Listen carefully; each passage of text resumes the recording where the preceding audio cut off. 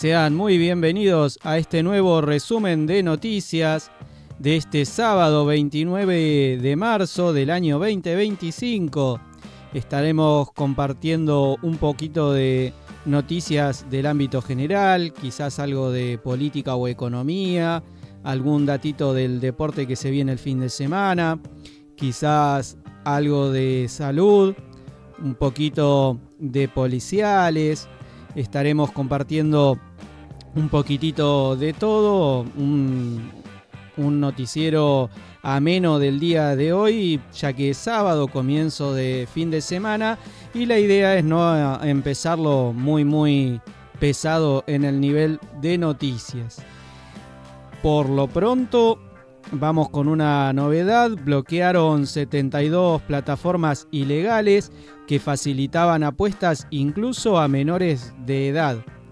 Una investigación de la Fiscalía Especializada en Juegos de Azar, a cargo de Juan Rosas, de la División Porteña, logró un importante avance en la lucha contra el juego ilegal online. Es que luego de una denuncia presentada por la Cámara Argentina de Salas de Casinos, Bingos y Anexos, la justicia ordenó el bloqueo de 72 plataformas de apuestas no autorizadas que operaban en clara violación de la normativa vigente. La medida fue dispuesta por la jueza María Julia Correa, titular del Juzgado Penal Contravencional y de Faltas número 28 de la Ciudad Autónoma de Buenos Aires, que hizo lugar al pedido formulado por el fiscal Rosas luego de una detallada investigación. El funcionario corroboró con el Instituto de Lotería Porteña que los sitios señalados en la demanda, además de no contar con ningún tipo de habilitación para operar, permitían el acceso irrestricto de menores de edad, lo que representa una grave amenaza para la salud pública, particularmente en lo que refiere a la prevención de la ludopatía infantil. Así detallaron desde el Ministerio Público Fiscal.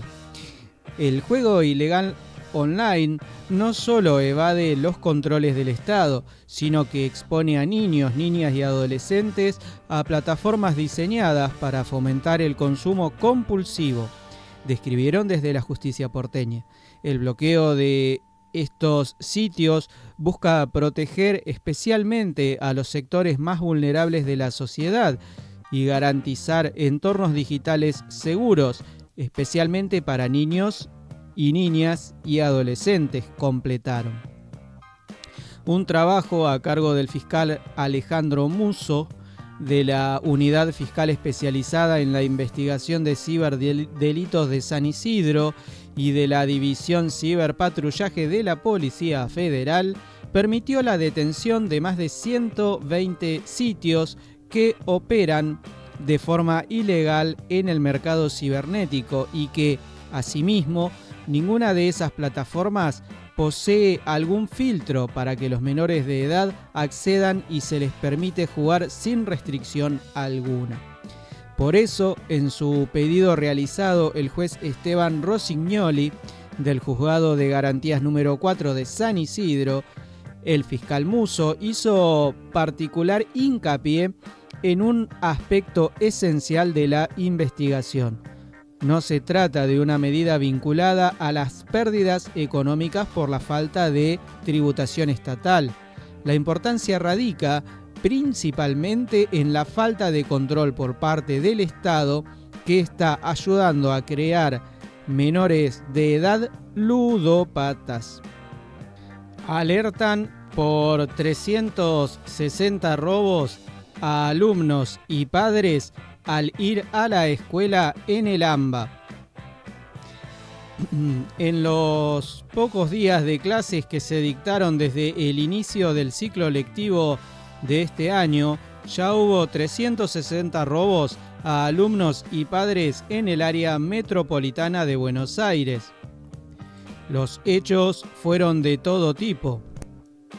dado que los delincuentes sustrajeron desde mochilas y teléfonos celulares hasta autos. Así lo reveló un nuevo informe sobre delitos, inseguridad y violencia desarrollado por la consultora Javier Miglino y Asociados con la colaboración de la organización no gubernamental Defendamos Buenos Aires y centrado en los ataques criminales a menores y padres de chicos que llevaron o retiraron estudiantes de la escuela. El Palomar no sale de su asombro. Luego del robo piraña que sufrieron padres de chicos que llevan a sus hijos a la escuela, robaron 2 autos en la puerta de la institución educativa, comentó Javier Miglino, abogado experto en criminología y director de Defendamos Buenos Aires. La banda criminal, explicó el letrado, llegó sobre las 18 y 6 delincuentes arribaron en un auto e intentaron robar 3 vehículos. Pudieron robar 2 porque el tercero tenía el vidrio blindado. Si no, el delito era aún mayor. Pero no nos olvidemos de que hablamos de 2 robos de automotor doblemente agravado por ser en banda y armados con revólveres y frente a multitud de chicos, lo que podría haber terminado en una verdadera tragedia.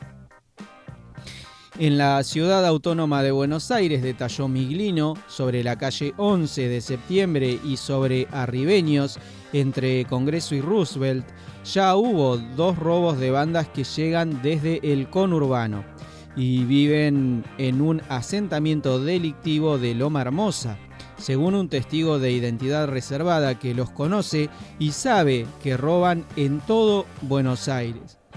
Es tan infame el accionar de estos criminales que le roban la mochila, los útiles, las zapatillas y los teléfonos celulares a los chicos de 8 a 17 años.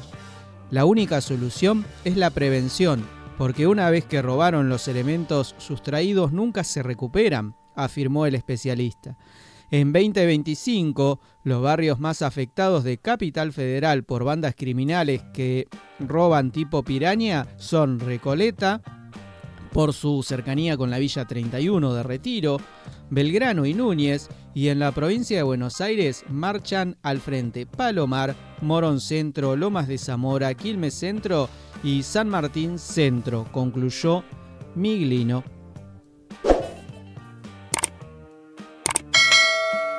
Para prevenir el dengue, zika y chikungunya, evita que el mosquito Aedes aegypti se críe en tu casa. ¿Cómo podés prevenir? Elimina, da vuelta o tapa baldes, latas, botellas y neumáticos que no uses y puedan acumular agua.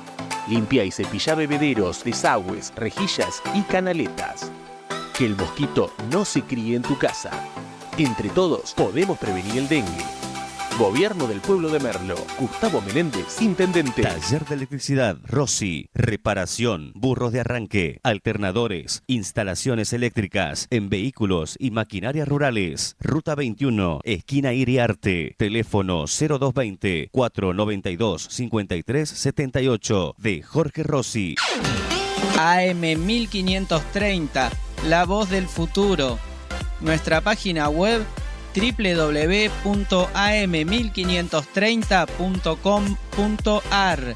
Te acompañamos donde quiera que vayas. Clases gratuitas de actividad física, zumba, funcional, localizada y danzamos las emociones. Conoce las sedes y horarios en la Subsecretaría de Deportes de Merlo, Avenida Constitución 92 o en merlo.gov.ar/actividad física y salud. Gobierno del Pueblo de Merlo. Gustavo Menéndez, Intendente. Fausto Spotorno. En los últimos 10 años hemos generado un set de incentivos nefastos para producir. En medio de un escenario de incertidumbre por el acuerdo del gobierno con el Fondo Monetario Internacional, el economista Fausto Spotorno visitó Infobae en vivo y compartió su opinión profesional sobre este tema. Tenemos 20.000 millones de dólares, pero ¿cómo van a desembolsar esa cifra? La otra gran pregunta es cuál va a ser el esquema cambiario. Es una pregunta que el gobierno no puede responder, introdujo. El presidente dijo que el tipo de cambio no iba a ser un tema relevante. Tal vez para el tipo de cambio del mercado no lo sea, pero sí es relevante para el importador y el exportador, comentó Spotorno. El especialista explicó que en el contexto de incertidumbre, los importadores se estoquean de la mayor cantidad de insumos posibles, por temor a que el dólar suba y los productos se encarezcan, mientras que los exportadores retrasan sus ventas, a la espera de que haya mayor claridad sobre el valor del dólar. El resultado de eso es el Banco Central está vendiendo reservas al importador y no está recibiendo reservas del exportador. Por eso se ve la pérdida de reservas, apuntó. Dado el programa económico del gobierno, la ideología del gobierno liberal, está claro que quieren salir del cepo. Por eso todos sabemos que en algún momento de acá a fin de año se va a ver un nuevo esquema cambiario, sintetizó. El economista explicó a la mesa de Infobae en vivo que hay dos tipos de cambios en discusión, el libre y el oficial. Hay entre 15 y 20% de diferencia entre los dos. Cuando el gobierno dice que no va a devaluar, no aclara de cuál está hablando, cuestionó. Según su experiencia, el desenlace más probable es que se unifiquen ambos tipos de cambio en algún nivel intermedio, más cercano al dólar libre. Esto ocurrirá, claro está, en la esperada salida del cepo cambiario. Claramente, un país que necesita inversiones e infraestructura necesita salir del cepo, apuntó. Para Spotorno hay un punto sobre el que hay mayor claridad de cara al futuro y tiene que ver con el desempeño de la economía en términos generales. Hay mejoras en la actividad económica desde abril del año pasado. Estamos todos proyectando que eso va a seguir este año, comentó.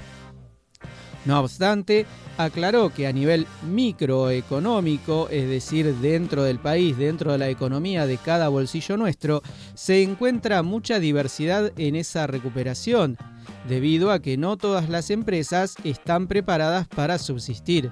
En los últimos 10 años hemos generado un set de incentivos nefastos para producir. Si exportabas, cobrabas en dólares a la mitad del valor oficial. Entonces, muchas empresas se dedicaban al mercado interno, porque estaban protegidas, ganaban mucho más y sin competencia. Ahora vamos a una economía más normal, en la que tenés que vender más y con márgenes más apretados, explicó. En lo que respecta al mercado laboral, el economista señaló que debería haber destrucción de empleos y a la vez creación de nuevos puestos de trabajo. A la larga, si la tasa de crecimiento se sigue expandiendo, deberían ser más los trabajos nuevos que los despidos, apuntó. La inflación está en vías de solucionarse, aseguró Spotorno, aunque aclaró que hay ciertas trabas que pueden retrasar la estabilización de los precios. Cuando abrimos los precios vemos que hay dos velocidades dentro de la inflación. Los bienes, que están teniendo una inflación de 1,5% promedio, los bienes son aquellos que están muy atados al valor del dólar y no tienen tanta variación. Y los servicios, que están más cerca del 3%. Los servicios, les recuerdo que son una empresa a la cual le liberaron la factura que pueden cobrar. Según ellos tienen un atraso en la facturación por años de control de precio, entonces siempre van a estar por encima de la inflación para tratar de recuperar aquello que perdieron supuestamente. Aclaro que no pasa así con los salarios. Pero bueno, esto pasa porque los servicios estaban atrasados. Ese procesamiento de precios relativos no lo podés evitar, afirmó. La opinión de Damián Dipache, el salario medio y el costo de vida. ¿La solución está en el paro o en reformas estructurales? Se viene el primer paro general del año 2025, confirmado por la CGT, para el 10 de abril. Será por 24 horas. Un día antes, la dirigencia sindical resolvió también movilizarse frente al Congreso junto con los jubilados.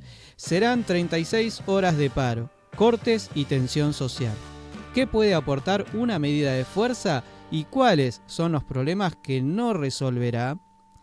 El salario promedio de los trabajadores formalizados en el sector privado es un indicador clave para evaluar el poder adquisitivo de lo que se conoce como clase media. Si se toman los datos del Sistema Integrado Previsional Argentino y se comparan dos salarios registrados con el valor de las canastas básicas alimentarias y servicios, puede obtener el nivel de cobertura de las necesidades esenciales. Según cifras oficiales, el salario medio real del empleo privado registrado creció 1,6% en diciembre de 2024 respecto del mes anterior, alcanzando el valor más alto desde enero de 2020. El poder adquisitivo acumuló una mejora del 18% en el año. Sin embargo, enfrenta fuertes desafíos para los próximos meses. Mientras el salario real del sector privado registrado mostró una recuperación, el sector público y los trabajadores no registrados siguen rezagados. El salario público cayó 14% frente a niveles previos a la asunción del nuevo gobierno en diciembre de 2023. En cambio, el salario no registrado aumentó 13,25% por encima de la inflación acumulada en el periodo. Cabe destacar que siempre que hay inflación, el piso de salario baja y si bien el salario recupera, hay que entender que toda la inflación de los tiempos pasados nunca llega a recuperarse. ¿Cómo recuperás un 220% de inflación que hubo contra un 18% anual actual? Y eso es lo que hay que entender, que la recuperación, si bien en números es real, de acuerdo a un punto cero, no es lo que debe ser el recuperar el valor del salario, el valor de la mano de obra, donde estaba hace 10, 12 o 15 años atrás. Para elevar y evaluar el poder adquisitivo se toma la canasta de servicios, elaborada por Focus Market, que incluye alquiler, educación, salud, luz, gas, agua, internet, telefonía y transporte, gastos centrales en la administración de los hogares. En noviembre de 2023, dos salarios promedios sumaban 1.044.000 pesos, mientras que la canasta de servicios costaba 880.000. Con un solo salario no se cubría el total, y dos salarios representaban el 84% de esa canasta. Para noviembre de 2024, el peso de la canasta sobre los ingresos bajó a 65%. Sin embargo, los servicios siguen siendo un gasto elevado. Para marzo de 2025 se estima que esa proporción subirá al 68% por el incremento de tarifas y la menor evolución de los salarios. Una referencia adicional es la comparación entre esta canasta y los ingresos de un empleado de comercio, sector relevante por su peso en el empleo formal y su influencia en otras paritarias. A lo largo de los últimos 3 años, dos salarios de comercio no alcanzaron a cubrir la canasta de servicios, reflejo de la precariedad económica persistente. Aunque el paro se realizará durante este gobierno, la situación viene de arrastre. En noviembre de 2023, dos salarios de comercio quedaban un 30% por debajo del valor de la canasta. En noviembre de 2024, con un leve excedente del 2%, la mejora fue relativa, no alcanza para cubrir otras necesidades básicas. Para marzo de 2025, el salario promedio del sector será de aproximadamente 1.100.000 pesos, aún insuficiente para sostener un hogar de 2 personas. El costo de vida crece más rápido que los ingresos. A diferencia de los servicios, los precios de los alimentos se mantuvieron más estables. En noviembre de 2023, la canasta alimenticia representaba el 18% del ingreso de un hogar con 2 salarios privados. En noviembre de 2024 bajó al 15,4%. Se espera que en marzo de 2025 ese porcentaje siga descendiendo. Aunque alentador, los hogares aún deben destinar gran parte de sus ingresos para cubrir ambas canastas. En el caso de un trabajador de comercio, la CA fue del 27% de los salarios en noviembre de 2023, bajó al 24% en noviembre de 2024 y podría alcanzar el 23% en marzo de 2025. Comparando el salario promedio registrado y el de comercio, surgen situaciones duales. Aunque ambos son empleos formales, en ninguno de los dos casos 2 sueldos alcanza para cubrir el costo de una vida de clase media. Lo mismo ocurre con los salarios públicos y no registrados. Entre noviembre de 2023 y marzo de 2025, los salarios nominales crecieron, pero el salario real se mantuvo casi estable frente a una inflación acumulada del 228%. Aunque la inflación se moderó, la economía lleva más de una década sin crecer en términos reales. Sin crecimiento sostenido, no hay margen para una mejora generalizada de los salarios.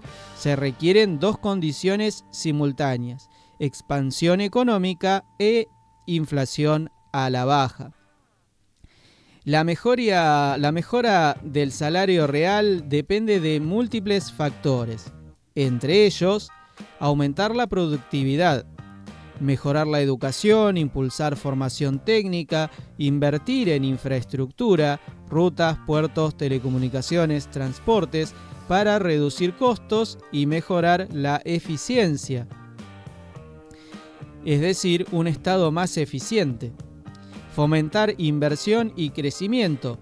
Se avanza en reducir trabas para creación de empresas, aunque aún falta que el ajuste fiscal se traduzca en menor presión tributaria. Mejoró el acceso al crédito para el sector privado. Incrementar la competencia. Abrir la economía a nuevos actores. Evitar concentraciones que limiten la competencia y facilitar la movilidad laboral. La reforma laboral pendiente es clave en este punto. Controlar la inflación. La sociedad debe sostener una visión a largo plazo, más allá de los gobiernos. Política monetaria prudente, control del gasto público y mayor competencia son condiciones centrales. Este año habrá elecciones legislativas y muchas reformas requieren pasar por el Congreso.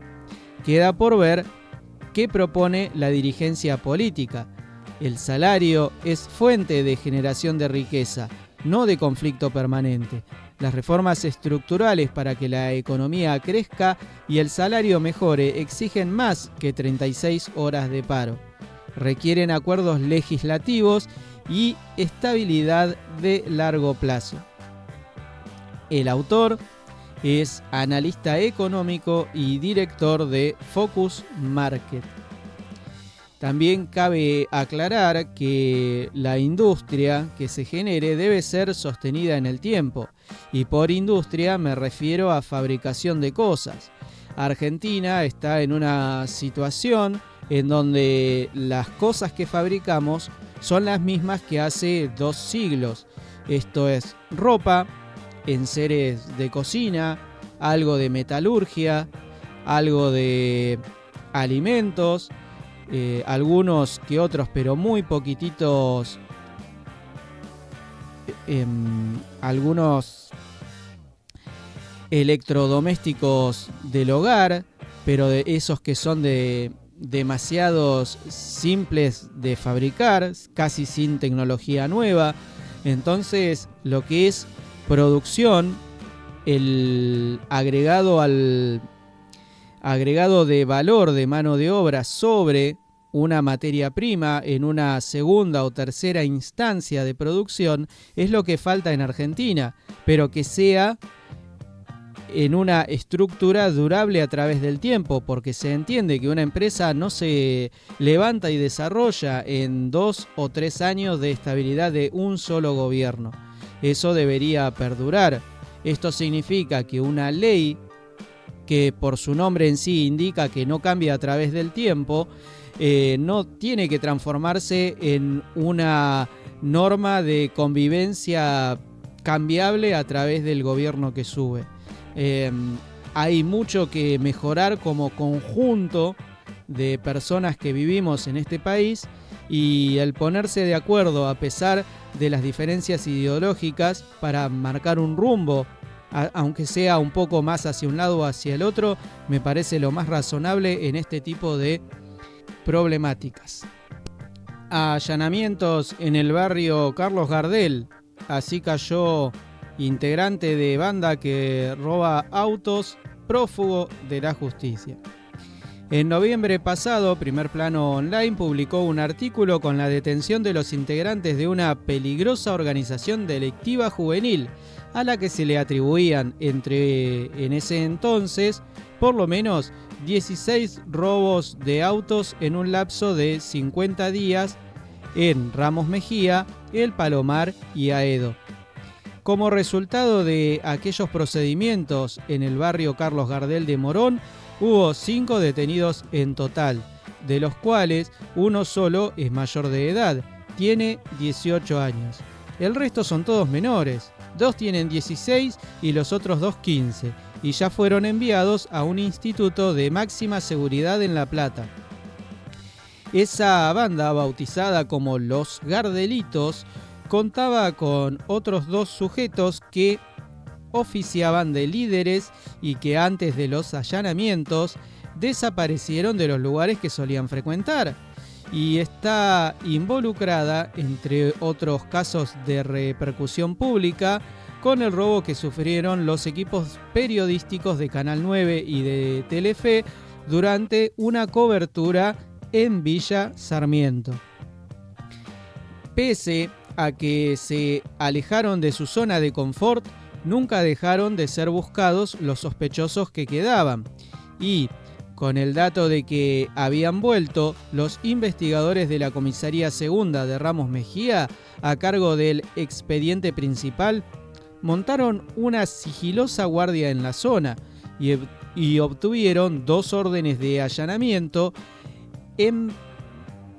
emanadas por el fiscal Juan Pablo Pepe Volpicina, de la Fiscalía de Responsabilidad Penal Juvenil número 1 de La Matanza. Curioso recibimiento a los efectivos del Grupo Halcón, que fueron a ejecutar los procedimientos.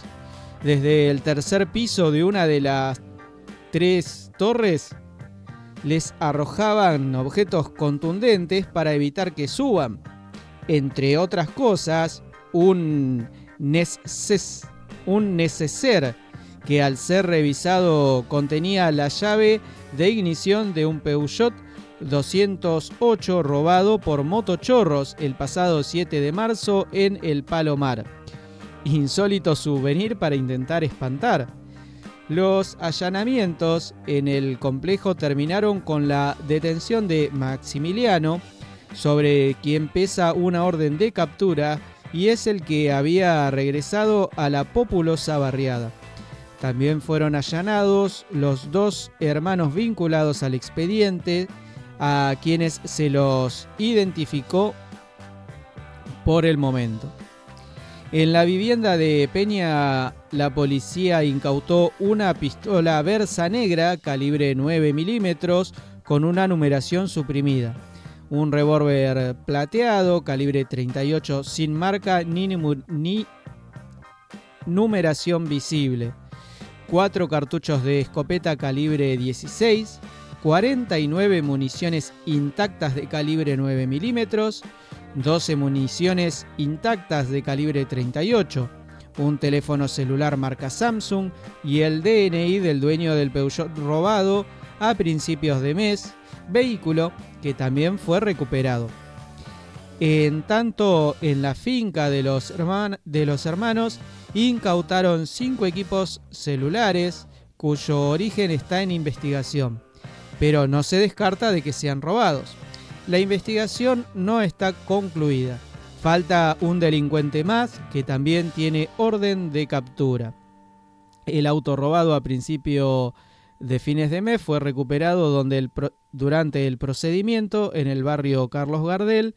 Es un Peugeot 206 blanco, muy bonito y continúa en aparente buen estado de aspecto. Hay que ver qué le pasó dentro o al motor, porque suelen exigirlo mucho y a veces llegan a romperlos.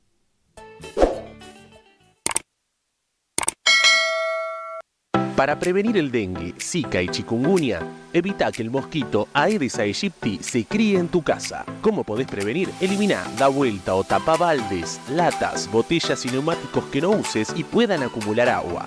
Limpia y cepilla bebederos, desagües, rejillas y canaletas.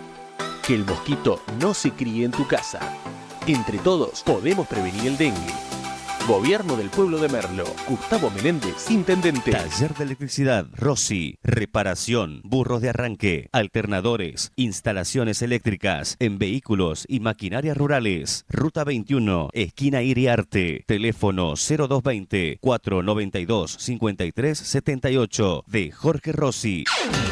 AM 1530, la voz del futuro. Nuestra página web www.am1530.com.ar. Te acompañamos donde quiera que vayas. Clases gratuitas de actividad física, zumba, funcional, localizada y danzamos las emociones.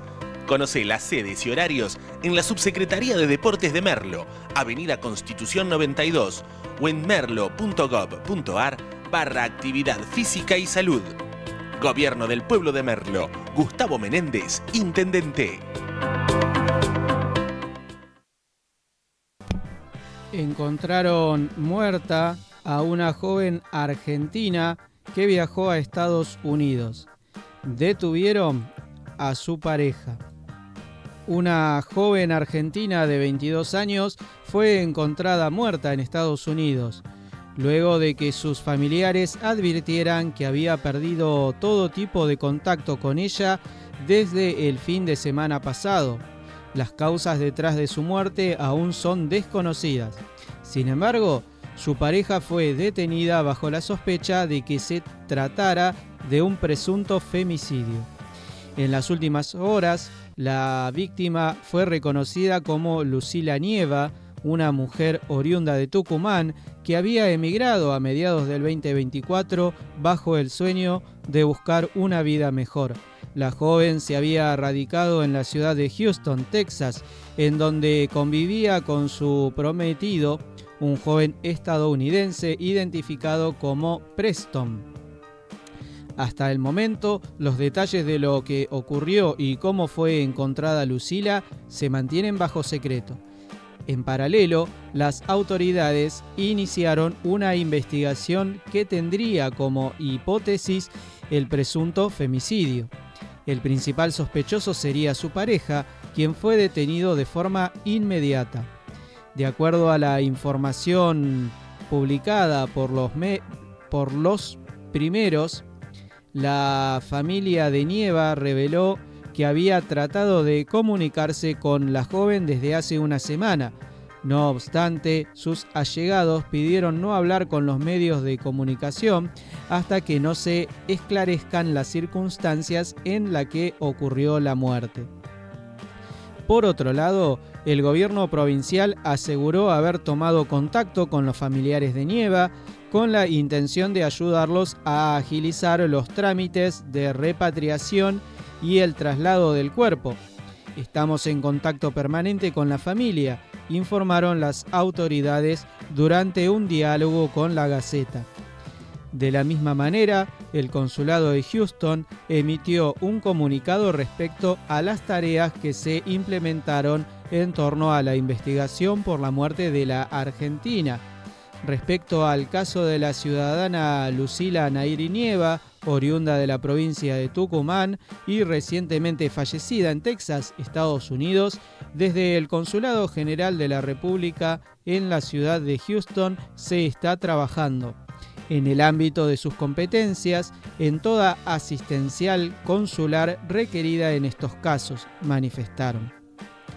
La familia también se encuentra en constante comunicación con la Dirección de Argentinos en el Exterior, área competente en esa materia de asistencia a familiares de fallecidos en el exterior y que se encuentren en la República. Confirmaron respecto al lazo tendido con los familiares de la víctima que se encuentran en Tucumán. Tal como lo había expresado en sus redes sociales, Lucila había tomado la decisión de mudarse a Estados Unidos para buscar una vida mejor. Con el apoyo de su familia y amigos, la joven aterrizó en el estado sureño a mediados de junio del año pasado. Poner tu vida en unas maletas para viajar sola lejos de tus amigos y familia sin saber qué vendrá por delante es complicado, pero es una complicación que tomaría una y otra vez, afirmó en una publicación en Instagram que recopiló los detalles de su primera semana en su nuevo hogar. De hecho, se trató del primer posteo que se encuentra visible en su perfil, ya que la joven había decidido hacer borrón y cuenta nueva. Incluso comenzó a llevar el apellido Sullivan, a modo de reafirmar el vínculo que tenía con el actual y único detenido por el caso. Uno tiene que aprender a crecer y dejar su huella por más complicado que esto sea, reafirmó Lucila al remarcar que cuando realmente querés conseguir algo tenés que dejar cosas atrás. Y concluyó, una breve reflexión. Este mundo es tan grande que sería un delito quedarse en un solo lugar toda la vida. Desde ese entonces, la argentina solía utilizar su perfil en Instagram para compartir detalles sobre cómo era su nueva ida en Estados Unidos. En las imágenes también aparecía su pareja y hasta familiares de este, quienes, según dejó constancia la misma Lucila, la recibieron como una más de la familia.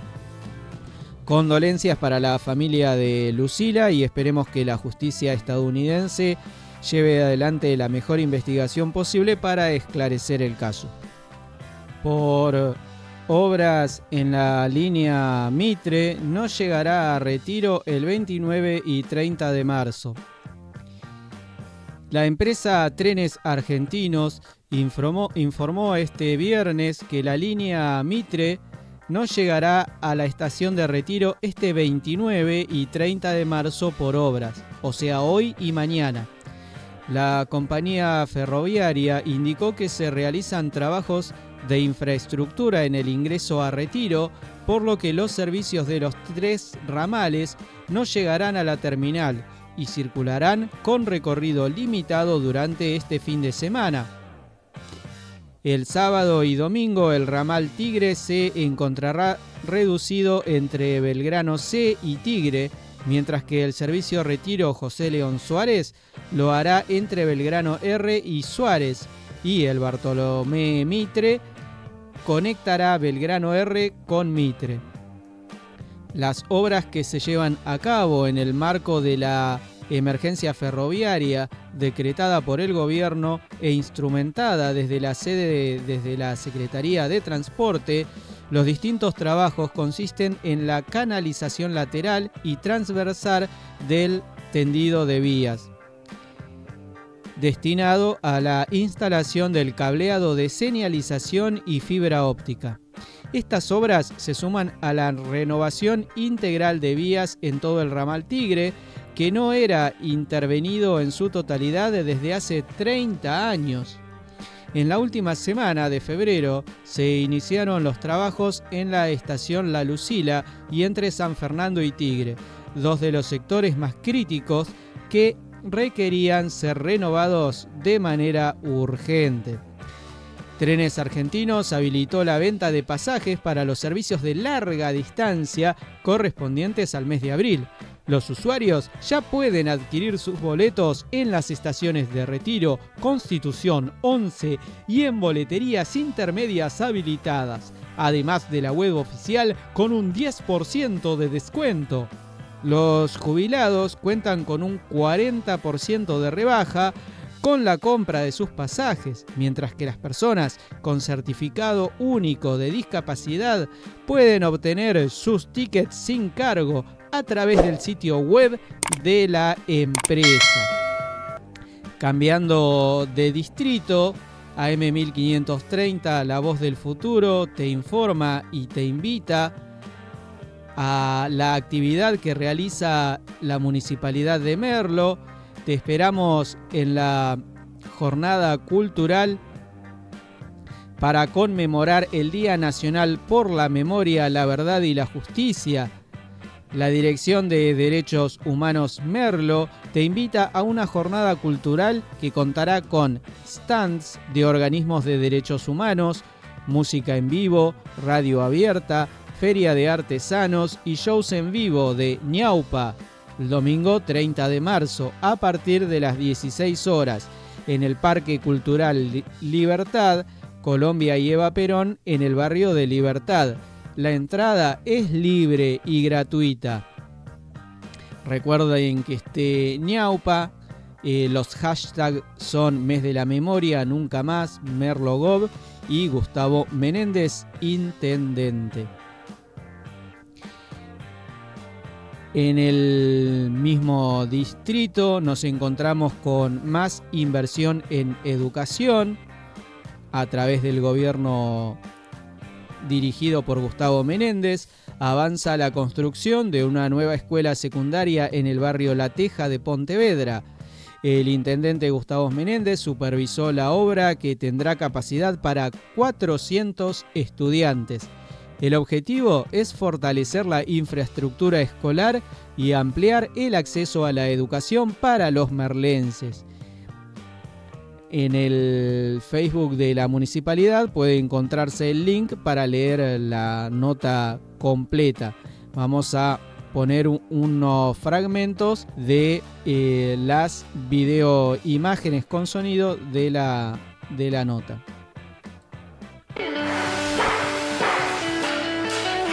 Nos encontramos en el barrio La Teja, a una hora que será una nueva escuela secundaria para todos los chicos, las chicas de la zona, con 12 aulas. Eso quiere decir que podemos llegar a tener una matrícula de alrededor de 400 nuevos alumnos, que va a venir a descomprimir las escuelas de la zona. Tiene accesibilidad para personas con movilidad reducida, en planta baja incluso tienen un baño adaptado para ello.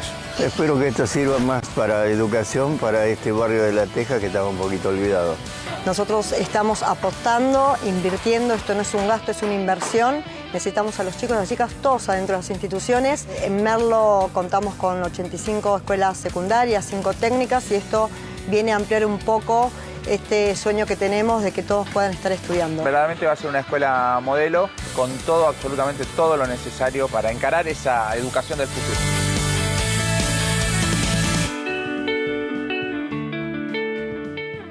En otro aspecto de lo que está realizando la Municipalidad de Merlo es la producción de huertas caseras. Más de 200 vecinos recibieron semillas de huerta y capacitaciones a cambio de reciclables. La actividad se enmarcó en el programa municipal Huerta en Casa. El objetivo fue formar a los vecinos en la producción de alimentos propios y garantizar la soberanía alimentaria. Escuchamos un poquito de la nota. Contamos el secreto para tener una alimentación saludable. Esto permite que los merlenses puedan producir sus propios alimentos y tengan soberanía alimentaria. Genial, y sobre todo la charla informativa para que los que no sabemos tanto aprender un poquito más. Fantástico, está buenísimo porque la verdad que a veces uno económicamente no puede comprar las semillas y aparte sirve mucho el tema de la capacitación. Creo que es buena la ocasión para invitar a la gente para que venga a conocer y pueda realizar una huerta como sustento familiar.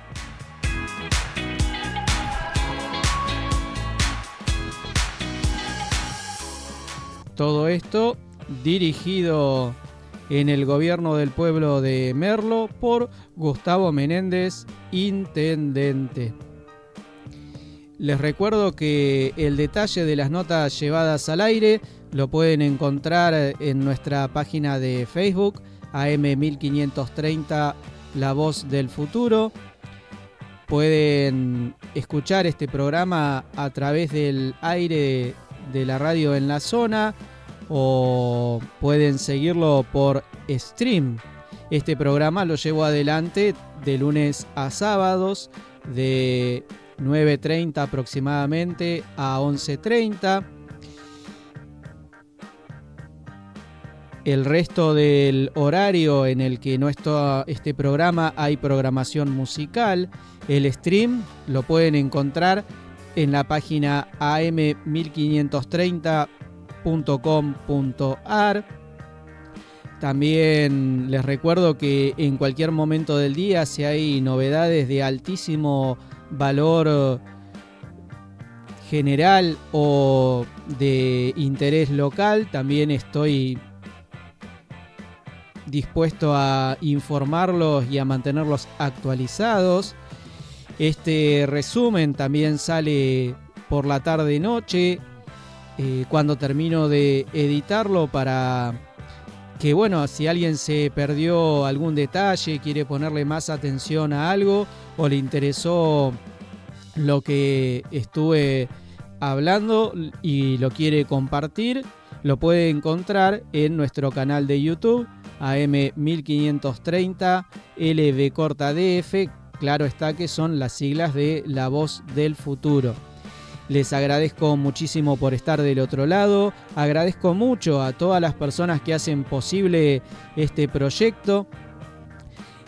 Tengan en cuenta que me ayudan un montón si le dan like, se suscriben y comparten, ya sean los videos o las notas que comparto en las páginas de Facebook. Tengan ustedes un excelente sábado, un muy buen domingo. Disfruten de este fin de semana, disfruten mucho, pásenla lindo. Nos encontramos pronto si Dios quiere. Hasta pronto.